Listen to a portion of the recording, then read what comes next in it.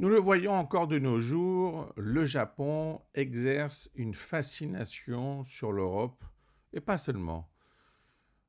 Une des caractéristiques qui vraiment nous intrigue, c'est l'existence des samouraïs.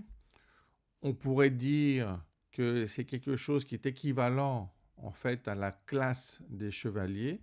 Et c'est assez intéressant de comprendre qu'il y a effectivement des rapports. Donc un samouraï est un serviteur.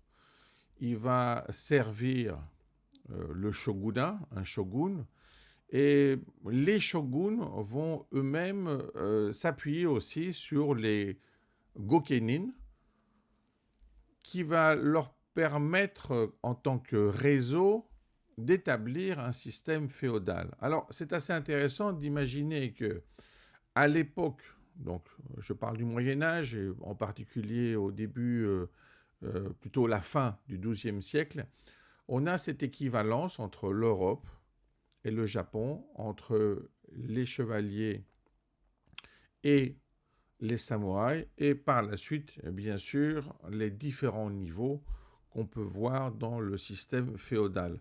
Donc finalement, c'est une tradition très ancienne qui reste d'actualité dans notre conception mentale de la civilisation japonaise, alors qu'on pourrait dire que c'était simplement un passage temporel, mais finalement aussi avec le code, avec l'honneur, avec la vision qu'avaient les samouraïs, on peut définir une sorte de Japon avant qu'il ne devienne un empire à proprement parler, parce que finalement on n'est pas encore à cette époque.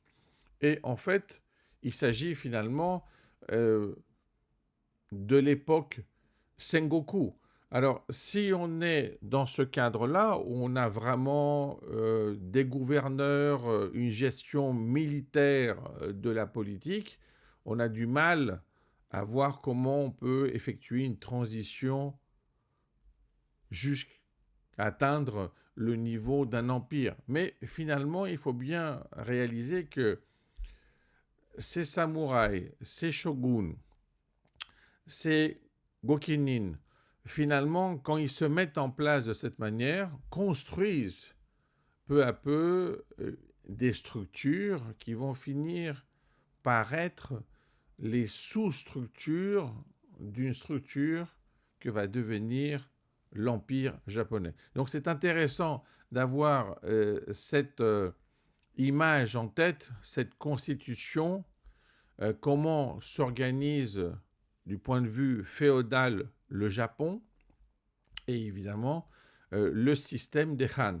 Si on a cette vision, alors on peut mettre en évidence ces tendances unificatrices. Donc on va avoir les trois grands unificateurs du Japon et à partir de cela, on peut dire qu'on peut visualiser concrètement l'époque d'Edo. Si on a ça, alors il est plus facile de comprendre d'abord les échanges qui vont subvenir finalement à partir du XVIe siècle avec l'Europe, avec le Portugal, avec les Pays-Bas, l'Angleterre. Mais en tout cas, on va avoir un contact, en particulier avec les missionnaires chrétiens, et c'est ce contact qui va mettre en place un échange. Certainement, il faut garder en tête qu'on va avoir la phase d'isolationnisme du Japon qui va durer. Mais en tout cas, ils vont rentrer en contact, les Européens, avec les Japonais dans ce cadre. Donc en fait, ce pont temporel et culturel va demeurer parce que finalement, surtout du point de vue européen, ça va être le premier contact véritable avec cette autre civilisation.